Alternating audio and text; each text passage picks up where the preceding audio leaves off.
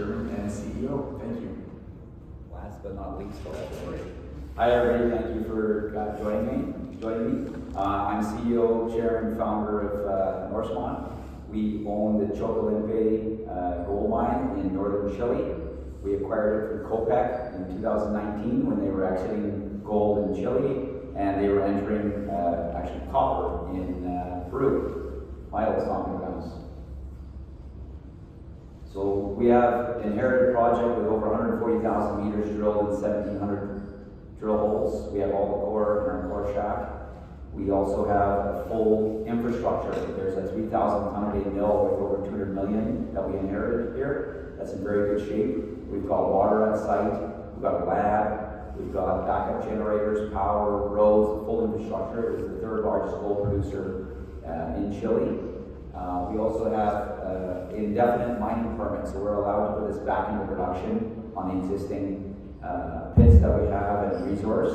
And we also have a situation where underlying all that resource that we have at surface is 2 porphyries, a gold and a copper porphyry potential. That's a bit more of the blue sky of the project. We are just in the middle of, we just announced restarting our phase 3 drill program, so we've got 4 holes to report, and we're in the middle of drilling another 13 holes for 3,300 meters. And then we'll be continuing on our phase 4 drill program this year, another 13,000 meters. So we're doing about 16,300 meters of drilling this year, which will provide a lot of news flow to grow the resource and potentially test the copper porphyry at depth as well. This is a picture of our mills in great shape, our core shack. We're in northern Chile, which is a very unique region. It's a very poor region. So they're very pro-mining. The landowner is very pro-mining. The government there is pro-mining.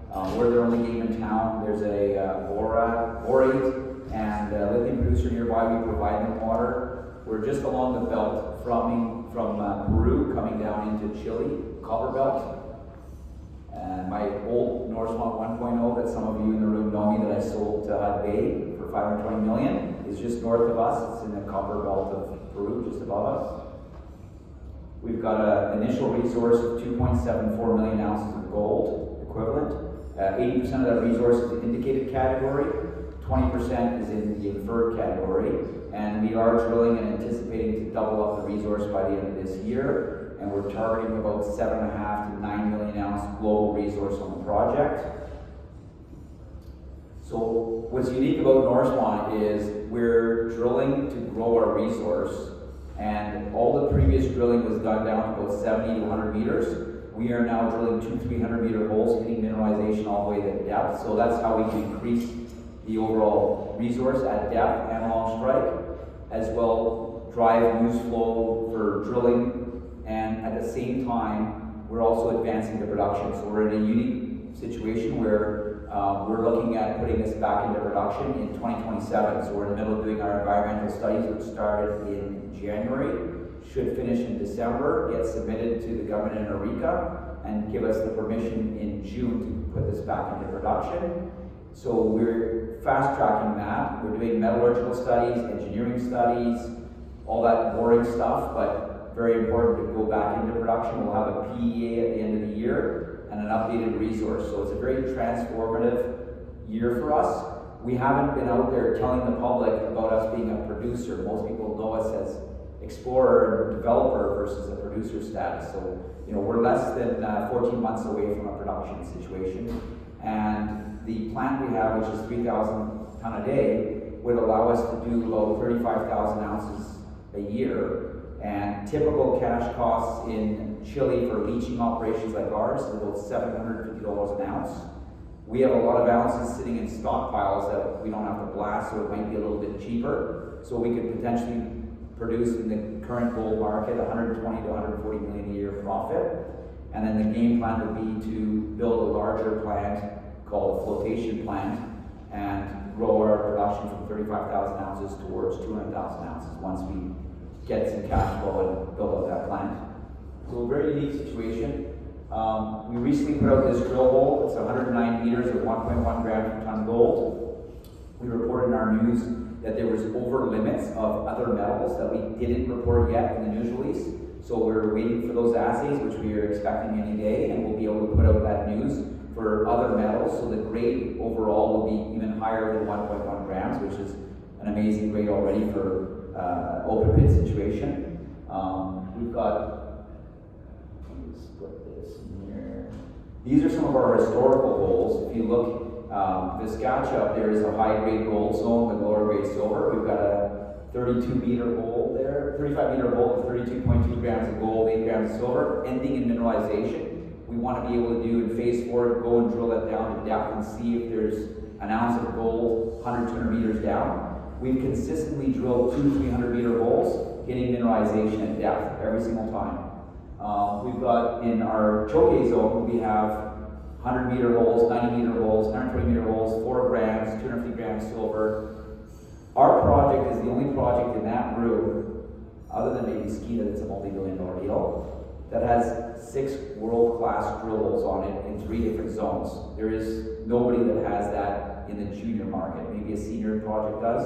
It's something that Don Dredd actually taught me about my own project, saying, do you realize what you have here? And so we've got a lot of big holes, like these 120 meter holes, 4 grams, these are 500 gram meter holes. We're looking to replicate that and also take these things and drill them down to depth. This is a drill hole that we drilled down 300 meters, and you can see there's 170 meters of about 1.5 grams of gold, not including copper that we discovered. And at the bottom of the hole, it's actually almost 2 grams of gold, so the grade increased at the last 100 meters.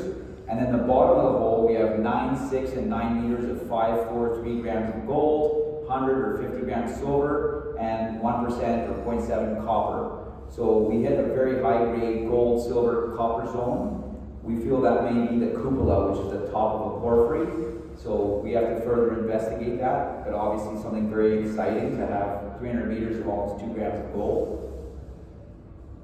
Project has 8 kilometers of strike, and everything I talked about is really, let's see if this works. Okay, it's contained in this main area here. Proa is another zone of oxides where we have one drill hole of 51 meters of 1.1 grams gold, 20 grams silver, and Ahoy is another zone that we need to apply to get access to build a road and work on this zone. And this could be as big as this area because there's 3 or 4 hydrothermal breccia pipes. So it's a huge project, 25 square kilometers, a lot of upside. This is some of our infrastructure you can see here. We've got a lab on site. We've got our 35-man camp we had to refurbish. All our core is also on site. Previous metallurgical recoveries at 87%, 90% on gold. In our 43-101 published report, it's recorded at 85%. There's room for improvement with newer technologies and some metallurgical work that we're working on and trying out. Indigenous, blessing the project. We've got support from the Indigenous community, the local community, and the Eureka government. We are the only mine that will be making an application in 2027 to go into production. I think they're more excited about us getting into production, so they get paid, because typically the local government gets more than the actual federal government there. So they're pretty supportive. And the head of Eureka was actually mentored by my chief geologist in Chile, so it's a really friendly and good situation. We're in an area that's impoverished, unfortunately, and the only way to create gainful employment and infrastructure would be us. It's also got very unique tax implications, so you get a 40% tax credit. So if I go build a $200 million flotation plant, I'm going to get a 40% tax credit. We're also in a duty-free, tax-free zone, and there are some countries like the United States that have some tax benefits and agreements with Chile. So there's some very unique ways of potentially reducing our tax burdens in production, which would increase our IRR. We've got a very strong technical team. We're very unique. We've never raised money from a banker like a Haywood or a Canaccord or anybody like that. We raise money typically from targeted investors that are in the industry or ultra high net worth family offices. We raise all our money from the United States and Europe primarily, very little from Canada other than certain individuals. We raised $6 million in October from about 10 guys, which included a lead order from Rob McEwen that most people here in mining know about, Paul Matizik, Victor Cantori, Quinton Henning himself, Crest Cat, Larry Lepard, and then we did another funding in December for 15 million. My largest investors got 20% of the company, a German investor that manages 2.4 billion, and he led this round with the rest of these guys. So we take money from strategic long-term investors. Another unique thing in the room, I'm the only guy that's ever invested 10 million in his own project of a junior company. My own family money, family trust. We are the largest shareholders. We own 20% of the company. We acquire stock every day in the market. We are taking this into a production scenario, and a company very similar to ours called Rio 2, which just went into production in January. They're sitting at about a 1.7, 1.8 billion market cap. They truck water from the port to desalinate. We have 4 wells on site. We provide water to another mine. We have infrastructure that we just have to fix up. They had to build it, and our grade's higher than theirs. So we think that this project could be worth more than what they're trading at once we're in production next year. There's a cap table. We have approximately 90 million shares out. We're 176 million fully diluted. We've got 22 million in cash, and we have 44 million in cash in the money warrants that are held primarily by our strategic investors and our family. Our insiders own stock, our geologists own stock, our advisors own stock. There is nobody in the deal without putting money in. Everybody has skin in the game. I haven't taken a salary for 4 years because I don't need a salary. Board's forced me to take a salary because we're looking at uplisting onto a more senior exchange in the US, and due to audit, it's inappropriate that the CEO doesn't take a salary. So we'll deal with that this year. But the point is, I'm very aligned with the shareholders. We have our money where our mouth is. All I care about is creating value for my shareholders. I don't care about anything else. I've had over $1 billion of mining company exits. Been very successful. I've founded 2 other multi-billion-dollar companies in another industry. This is our biggest investment. I work 20 hours a day on this. I ignore my family. I ignore my friends. This is my passion. I love what I do. And you're betting on a jockey. And I'm, basically here to build a huge success and make some money for my family. On my team, Miguel Thiel is probably the most famous engineer in Chile. He took Esperanza from first drill hole 6 years later, 2.7 billion, 100,000 ton per day operation, big operation, and he turned around Las Bronces as well, which is a very complicated large mine in Chile. So he's a mining engineer, he's on our board, he's actually helping First Quantum here deal with Cobre Panama for any of you Panamanians, or anybody that lives here. That's another company that I sold. So I was the major shareholder of Pedaquillo when we sold it to Inmet. So that's another copper exit we had that's going into production. Sergei Diakov is a world-renowned copper porphyry expert, discovered Huaytolga, one of the largest copper mines in the world. He came on our board looking at our asset. Dave Lang is he's the engineer that put this asset into production. He was the chief COO of Equinox, Endeavor. These are 36 and $5 and $10 billion companies. When I acquired this, I approached him. He's a Chileno, so he's born in Chile, but he's really a white guy. He lives in Vancouver. So when I bought this, I said, hey, I got your baby, come and help me.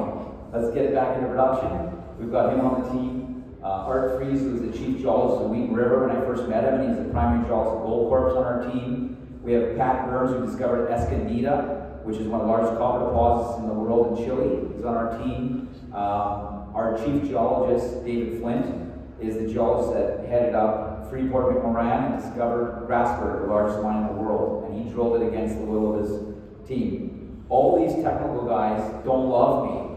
They love the asset. They're here for the asset. My chief geologist, his salary is 0. He gets paid in stock. He only wants stock. So vested interest, believes in the upside. Any questions from anybody? I know I went pretty fast because I'm on a time crunch. I don't know if you'd shut me down, but... Got a couple more minutes. Good.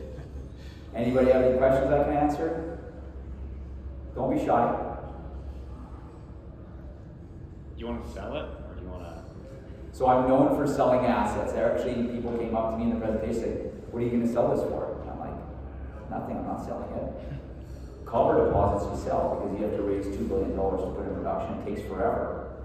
Gold deposit, I need to put 25 million into refurbishing my plant. I'm in production making 120 million a year. I'm not selling this thing. It's a cash machine. Is it permitted for a mill only, or is it permitted? Yeah, we have an indefinite mining permit that was given in 1983 or 88 and an exploitation permit. So we have an indefinite decree on the main land. We're trying to expand that so that we can expand the overall resource. But what we talked about today is permitted. All I need to do is my environmental study, which we're in month 4 of a 12-month study. So December it'll be done. We submit it. The government of Eureka has 6 months to give me approval, and then we can turn on the taps. And we're the only game in Eureka. They're bugging me when you're submitting, when you get an update. Like, I don't even think it'll take 6 months for them because they're sitting there twiddling their thumbs waiting for us. So it'll be a unique situation if it's sooner, but I gotta tell people, you know, what the law is. Would you be putting the oxide through the mill? I'm sorry? Would you be putting the oxide resources through the mill, or would you try to? Yeah, we start off processing the oxide. We already have leach pads and we already have a plant. And we actually have 210,000 of the initial ounces are in stockpiles that aren't needing even blasting, so the cash cost may be a little cheaper. But that's the commencement of production. And then the next step would be to build out a flotation plant and take that production level towards 200,000 ounces. But that will require a couple $100 million investment. And if anybody ever asks where that money's coming from, I'd say the back of my pocket, because we'll be making that kind of money over a year or two. So we won't really need any money. Do you know what size the stockpile is? Like, Yeah, 210,000 ounces of gold. Well, gold, silver, 210,000 ounces gold, silver, gold equivalent. okay. So we've got a good runway on the stockpiles. Thanks. Yeah. Anything else? All right. Thank you, everybody. If anybody wants to approach me, I'm available to talk one-on-one. Any information you want, I can send you the deck. I'm an open book. Thank you for your time.